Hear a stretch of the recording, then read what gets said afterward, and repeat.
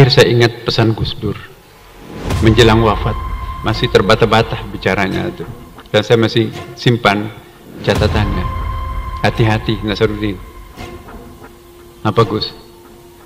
Satu saat nanti ini perlu dicermati, pertumbuhan ekonomi di negeri ini tidak berbanding lurus dengan mayoritas penganutnya. Saya nggak ngerti maksudnya Gus Dur. Dia jelaskan maksudnya apa Gus? Nah ini perlu dicermati. Hati-hati, jangan sampai nanti akan pasti terjadi, tapi itu harus disiapkan solusinya. Perekonomian nanti akan dikuasai oleh kelompok minoritas agama, sementara mayoritas agama ini nanti akan jadi penonton.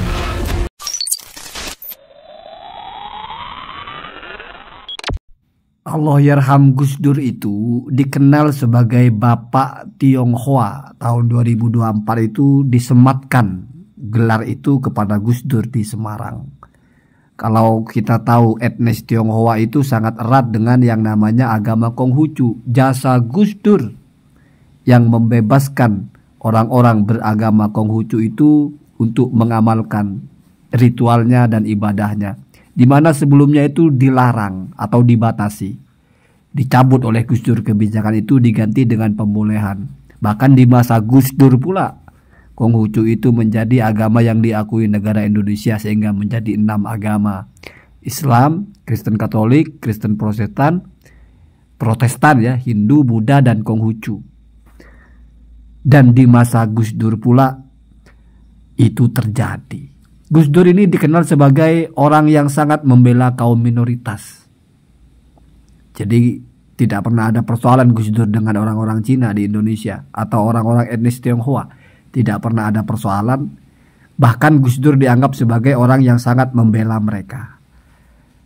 Saya sedikit kaget ketika mendengar pesan terakhirnya kepada Profesor Nasaruddin Umar sebagai Menteri Agama. Wallahu alam apakah Profesor Nasaruddin Umar ini punya bukti sezaman tentang hal itu, ya berupa rekaman atau apa, tapi kita tidak berpolemik masalah itu karena ini bukan masalah nasab. Saya hanya menangkap bahwa sebegitu demokrasinya Gus Dur, sebegitu menghormatinya Gus Dur kepada semua kelompok, dari yang minoritas, semua suku. Bahkan TAP MPR tentang PKI aja dicabut oleh Gus Dur. Tidak mau ada diskriminasi, tidak mau ada ketidakadilan. Sebegitu menjunjungnya Gus Dur, sampai untuk itu Gus Dur dicela banyak orang pada masa itu. Tapi kenapa Gus Dur masih mewanti-wanti sebuah keadaan di mana ekonomi kita dikuasai oleh orang yang agamanya minoritas, artinya bukan agama mayoritas. Ini agak mengagetkan sebetulnya. Apa yang ingin disampaikan Gus Dur itu dengan narasi itu? Kalau persoalan Cina atau etnis Tionghoa atau orang-orang kaya yang berasal dari Cina leluhurnya, ya sekarang sudah warga negara Indonesia, menjadi penguasa ekonomi, itu sebetulnya bukan hanya sekarang. Dari zaman Pak Harto, kalau kamu tahu Indofood, siapa yang pegang itu?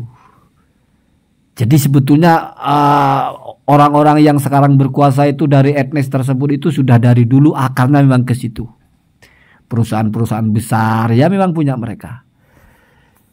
Artinya Gus Dur itu bukan sedang meramal, bukan sedang membaca cenayang, bukan nubuah atau bukan kasyaf, bukan.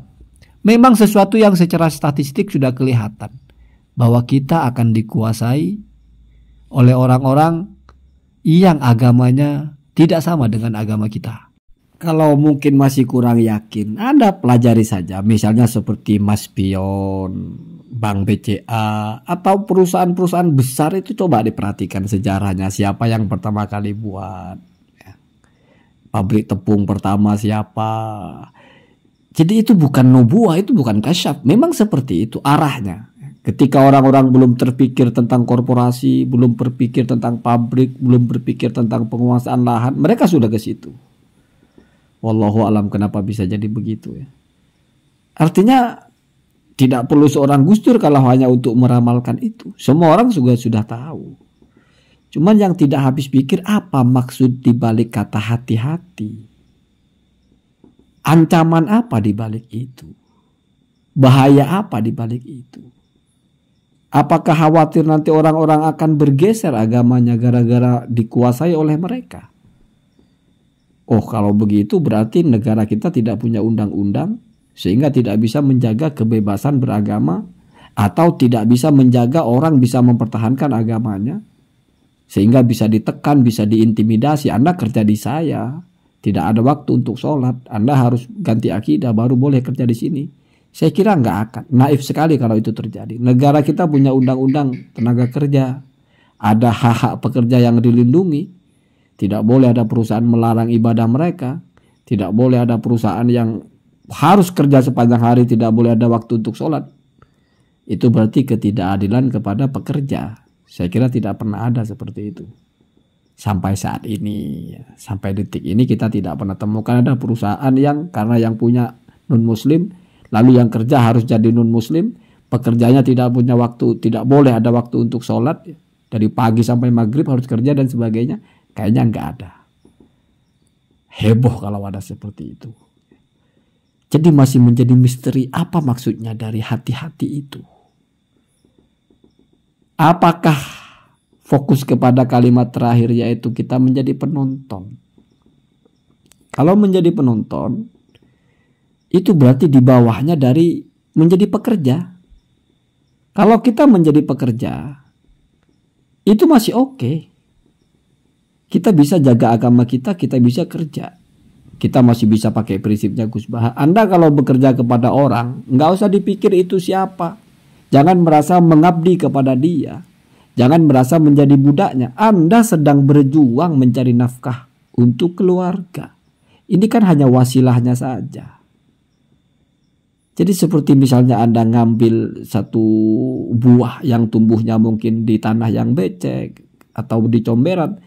Jangan lihat comberannya, Anda lihat ini buah yang Anda butuhkan. Nah, itu cara berpikir Gus Baha ya. Luar biasa memang itu.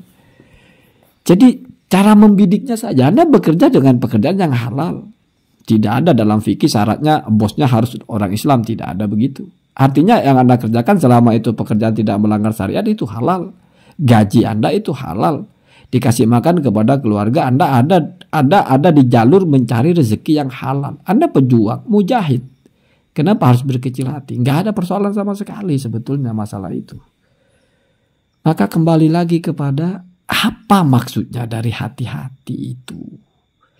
Kenapa Gus Dur seorang pluralis sejati, seorang humanisme sejati yang memandang manusia nggak lagi dari bentuknya, nggak lagi dari agamanya, nggak lagi dari etnisnya, nggak lagi dari sukunya, tapi dari dia sebagai manusia. Sudah berpegang kepada falsafahnya Sayyidina Ali. Kalau dia bukan saudaramu dalam agama, dia saudaramu dalam kemanusiaan. Sama-sama manusia. Tapi kenapa terlontar bahasa itu? Hati-hati. Kalau bahasa hati-hati keluar dari seseorang yang bijak, keluar dari seseorang yang berpikiran luas, keluar dari seseorang yang berwawasan luar biasa, berarti memang berbahaya sekali hal itu. Artinya kalau penakut bilang hati-hati ya wajar, namanya penakut semuanya takut. Bunyi pintu dia takut. Tapi kalau pemberani tidak takut apapun masih bilang hati-hati dengan hal ini, berarti hal itu benar-benar penting. Tapi kita tidak mengerti apa maksudnya Gus Dur. Apa yang dimaksud dengan Gus Dur itu? Kalau tebakan saya ya mungkin kita menjadi penonton, artinya kita menjadi di luar lingkaran. Mereka yang berkuasa agamanya tidak sama dengan kita, yang bekerja pun agamanya tidak sama dengan kita. Jadi ada satu kekuatan ekonomi yang dikerjakan oleh mereka, dimiliki oleh mereka, dikuasai oleh mereka, kita nonton. Kalau memang begitu yang dimaksudkan, ya kita sepakat itu sangat berbahaya sekali. Setidaknya dari dua jalur. Yang pertama, kalau mereka sudah menguasai ekonomi dari semua sektornya, yang punya mereka, yang mengerjakan juga mereka, kita cuma jadi penonton. Jadi penonton di sini maksudnya ya paling mentok kayak pertandingan bola, cuma bisa hura-hura saja, gak bisa menentukan skor, gak bisa meningkatkan permainan, gak bisa mengupayakan kemenangan, gak bisa menolak kekalahan, hanya teriak-teriak saja. Nah, tapi ini tidak termasuk supporter sepak bola timnas ya. Kenapa? Karena itu terlibatlah kita, karena yang bertarung orang kita. Mungkin ini seperti penonton pertandingan MU melawan Madrid atau Mike Tyson tinju zaman dulu itu. Kita cuma penonton, nggak ada urusan dengan mereka itu. Kita nggak ada lagi sama sekali peran bagi mereka, nggak ada manfaat, nggak ada mudarat, kayak batu, persis seperti batu.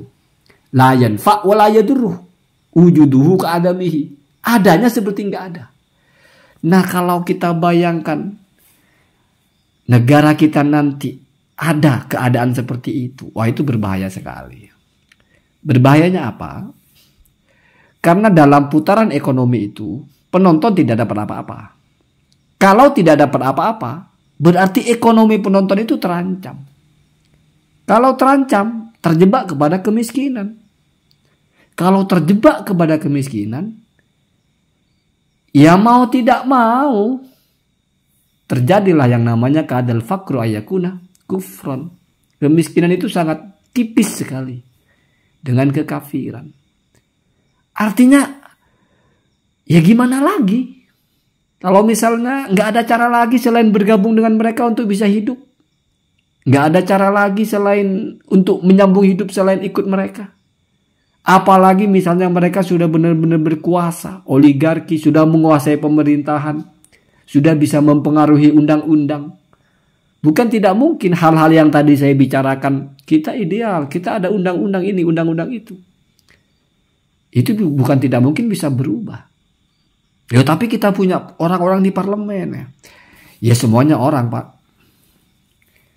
Siapa yang bisa memastikan semua orang itu akan bertindak dengan benar? Bukankah hal yang wajar kalau ada orang itu dibayar lalu dia berubah kebijakannya, berubah keputusannya, dan hal itu hal yang bukan kita terima sebagai kebenaran, tapi kita terima itu sesuatu yang sering terjadi. Sogok lah dan sebagainya. Kalau kita menjadi penonton, kita menjadi pihak yang terancam dengan kemiskinan. Sehingga kalau kemiskinan sangat erat dengan pindah agama. Setidaknya itu kalau pakai yang tadi itu. Ya. Mungkin itu yang dimaksudkan. Walaupun saya tidak tahu pasti. Ya. Apa maksudnya? Ya anggap saja tebakan saya ini tebakan saja. Mungkin ada orang nanti yang bisa mengurai. Karena kalau misalnya kayaknya tidak mungkin Gus Dur itu bicara tentang etnis ini menguasai etnis itu. Karena Gus Dur sudah multi etnis. Kayaknya tidak mungkin kalau Gus Dur khawatir dengan satu etnis menguasai, tapi Gus Dur membela etnis itu. Seolah-olah Gus Dur ini seperti membesarkan murid atau membesarkan sesuatu yang pada akhirnya menjadi bumerang. Kayaknya tidak. Itu bukan kebijakan orang yang bukan tindakan orang yang pintar begitu itu. Dia membela-bela api kecil, tiba-tiba api itu menjadi besar dan membakar. Enggak mungkin begitu. Jadi kayaknya bahkan saya sempat berpikir kalau misalnya ada perseteruan antara etnis Tionghoa dengan masyarakat mayoritas, Gus Dur akan membela etnis Tionghoanya. Walaupun saya tidak mau bilang Gus Dur akan membela PIK, karena itu bukan perseteruan minoritas. Bagaimana minoritas mereka? Minoritas jumlahnya, duitnya enggak gitu. Kan kita bicara sektor ekonomi ini, bukan bicara tentang agama, bukan bicara tentang yang lain, bicara tentang duit. Ada 10.000 orang punya duit masing-masing 1.000. 1.000 kali 1.000 baru 1 juta. Ini satu orang punya duit 1 miliar. Yang mana yang mayoritas? Jumlahnya ya mereka, jumlah orangnya, jumlah duitnya. 1 juta dibanding 1 miliar. Ya mayoritas di sini duitnya. Dan itu terjadi. Jadi kita mayoritas itu bukan di duit. Mayoritas di jumlah orang. Di jumlah yang ngabisin duit. Kalau jumlah duitnya, kita nggak mayoritas, kita minoritas gitu. Jadi kembali kepada tema tadi, apa sebetulnya yang dikhawatirkan oleh Gus Dur? Apa maksudnya hati-hati itu bentengi umat ini dengan akidah yang kuat, karena akan ada di satu momentum ujian kamu mempertahankan agama kamu itu akan berat sekali. Kenapa? Karena pesta yang ada di depan kamu, momentum besar yang ada di depan kamu, bahkan jalur-jalur hajat hidupmu itu dikuasai oleh orang-orang yang tidak sama agamanya dengan kamu. Dan bukan tidak mungkin mereka juga berpikir bahwa agama mereka agama yang benar. Sehingga mereka ingin menyelamatkan kamu. Mereka ingin kamu ikut agama mereka. Sebagaimana kamu juga berpikir begitu bahwa agama kamu agama yang benar. Orang maunya kamu, orang ikut agama kamu atas nama kasihan. Ini kan dilematis sekali. Mereka merasa kasihan sama kamu sudah miskin. Masih agamanya salah lagi. Artinya bagi kita mereka finnar ya. Tapi bagi mereka kita yang finnar. Kan kasihan. Kasihan kamu sudah di dunia miskin. Nanti di akhirat juga kamu akan miskin. Akan jadi orang yang entah tidak masuk kepada dilindungi Bapa atau apa. Ditebus oleh Bapa atau apa gitu. Itu kan konfliknya dramatis sekali gitu. Jadi sudah enggak kejahatan basis mereka itu. Atau bukan tidak mungkin juga ketika ada orang-orang Islam berpikir saya mau jadi pengusaha, saya mau menguasai ekonomi, saya mau punya karyawan, nanti karyawan saya terapkan wajib berjamaah, saya terapkan mereka wajib zakat, saya training mereka menjadi muslim yang taat, tidak boleh bertato misalnya, tidak boleh ada yang minum minuman keras misalnya, kalau ada melanggar syariat saya pecat misalnya. Apakah mereka juga tidak berpikir begitu? Atas nama sama-sama mencintai agamanya. Atas nama sama-sama meyakini agamanya agama yang benar. Karena konfliknya sedilematis itu. Sudah bukan antara jahat dan tidak jahat. Kalau dari kacamata universal. Maka Gus Dur bilang itu bahaya. Artinya tidak lagi bicara kriminalitas. Tidak lagi bicara tindakan ketidakadilan. Enggak, semuanya adil. Semuanya diberikan haknya. Tapi apa ya? Di balik itu semua, bukan tidak mungkin mereka juga berpikir sama dengan kita. Ingin menguasai satu daerah, nggak semata-mata hanya masalah ekonomi. Tapi biar mereka bergantung kepada kita, lalu kita bisa ajak mereka kepada jalan yang benar versi kita. Bukan tidak mungkin seorang Katolik berpikir begitu. Bukan tidak mungkin seorang Protestan berpikir begitu. Seorang Buddhis berpikir begitu. Seorang Konghucu berpikir begitu. Bukan tidak mungkin. Kamu kalau sudah yakin Barat yang benar, atas nama kasih sayang kepada orang-orang yang jalan ke timur, kamu ingin persuasif. Kamu ingin bagaimana caranya orang-orang ke timur itu ikut kamu ke Barat. Dan yang berpikir begini bukan hanya kamu sebagai orang Islam. Semua orang yang punya agama, dia punya kasih sayang, apalagi dia punya power, apalagi dia berpikir ini pengabdian kepada agamanya. Dia merasa diberi hidup oleh Tuhannya, diberi kejayaan. Dia ingin berterima kasih kepada Tuhannya dengan mengajak orang-orang menyembah Tuhan yang dia sembah. Itu baru bahaya itu. Itu baru berbahaya. Ya, mungkin itu. Maka langkahnya adalah ya kita harus perkaya. Kita harus memperkaya akidah kita. Belum kalau kita bicara generasi ke generasi. Bapaknya sudah pontang-panting cari duit, semakin sulit jadi penonton. Udah keteteran menjadi lapisan terakhir, nyaris jadi penonton. Nyaris kehilangan akses. Sudah gak terlalu terpikir bagaimana anak itu sekolah agama. Nak, yang penting kamu bisa kerja. Sekarang gak usah mikirin agama. Kamu jadi imam sholat, jadi marbot kamu. Jadi ustadz, jadi guru ikro, kamu dapat duit berapa? Sekolah punya skill biar bisa kerja. Itu terpikir seperti itu.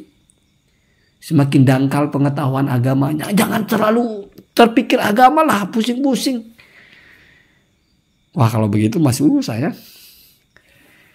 Gitu ya. Kira-kira begitu ya. Itu cenayang saya itu ya. Allahumma dina